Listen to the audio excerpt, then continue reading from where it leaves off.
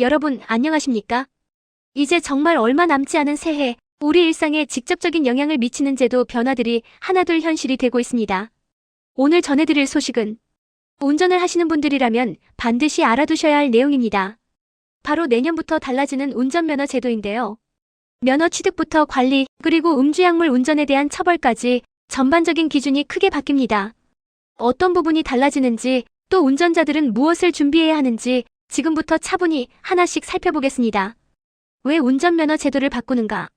정부가 운전면허 제도 전반을 손보게 된 배경에는 명확한 이유가 있습니다. 최근 몇 년간 음주운전, 약물운전, 무면허 운전 사고가 끊이지 않고 발생하고 있기 때문입니다. 특히 고령 운전자 증가, 약물 복용 운전 문제, 상습 음주운전자의 재범 문제는 사회적 우려로 이어지고 있습니다. 정부는 운전은 단순한 권리가 아니라 다른 사람의 생명과 직결된 책임이라는 점을 강조하며 제도 전반을 재정비하겠다는 입장입니다. 그 결과 내년부터는 안전과 직결된 부분은 더 엄격하게, 반대로 운전자 불편을 줄일 수 있는 부분은 개선하는 방향으로 제도가 개편됩니다. 일종 면허 취득, 이제 더 까다로워진다. 먼저 가장 큰 변화 중 하나는 운전면허 승급 방식입니다. 지금까지는 이종 보통 면허를 취득한 뒤 7년 동안 무사고 요건만 충족하면 별도의 실기 시험 없이 적성검사만으로 일종 보통 면허를 받을 수 있었습니다. 하지만 내년부터는 이 방식이 달라집니다. 앞으로는 단순히 무사고 기간만으로는 부족합니다. 실제 운전 경력을 객관적으로 입증해야만 일종 면허 취득이 가능해집니다.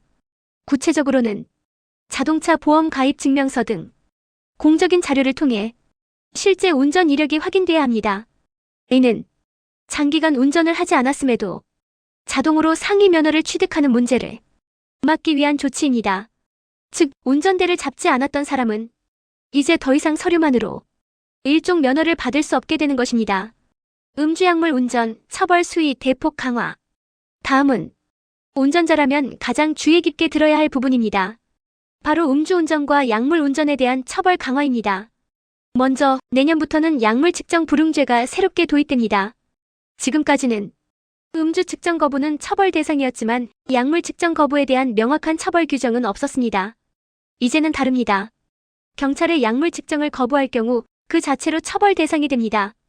또한 약물 운전의 처벌 수위도 한층 더 높아집니다. 기존보다 강화되어 5년 이하 징역 또는 2천만 원 이하 벌금으로 상향됩니다. 정부는 마약 향정신성 약물 복용 후 운전이 음주운전 못지않게 위험하다는 점을 명확히 하겠다는 입장입니다. 상습 음주운전자, 이제는 장치 의무화.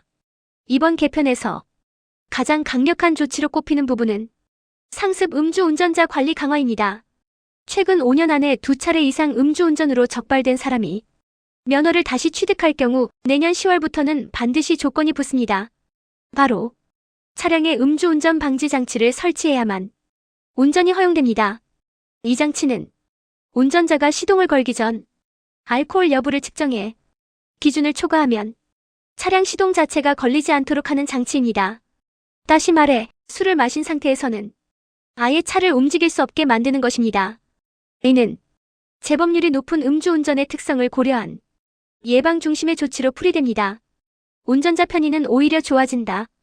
하지만 모든 변화가 강화만 있는 것은 아닙니다. 운전자들의 불편을 줄이기 위한 제도 개선도 함께 시행됩니다.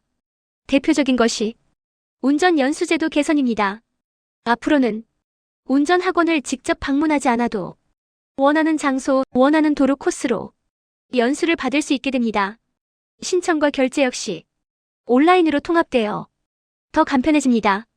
특히 장롱면허 운전자나 초보 운전자들에게는 보다 현실적인 연수 환경이 마련될 것으로 보입니다. 운전자에게 필요한 준비는? 그렇다면 운전자들은 무엇을 준비해야 할까요?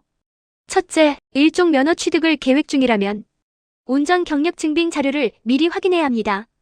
둘째, 음주약물 운전에 대한 기준이 한층 엄격해진 만큼 설마 괜찮겠지라는 생각은 이제 절대 금물입니다. 셋째, 과거 음주운전 이력이 있는 운전자라면 새로운 조건과 의무사항을 반드시 숙지해야 합니다. 변화는 불편이 아니라 안전을 위한 것. 운전면허 제도는 단순한 행정 절차가 아닙니다. 우리 모두의 생명과 안전을 지키는 최소한의 장치입니다. 이번 개편은 일부 운전자에게는 불편하게 느껴질 수 있지만 그 목적은 분명합니다. 사고를 줄이고 재범을 막고 더 안전한 도로 환경을 만드는 것. 새해를 앞두고 달라지는 운전면허 제도 미리 알고 준비하신다면 불필요한 혼란을 줄일 수 있을 것입니다. 지금까지 내년부터 달라지는 운전면허 제도에 대해 전해드렸습니다. 시청해주셔서 감사합니다.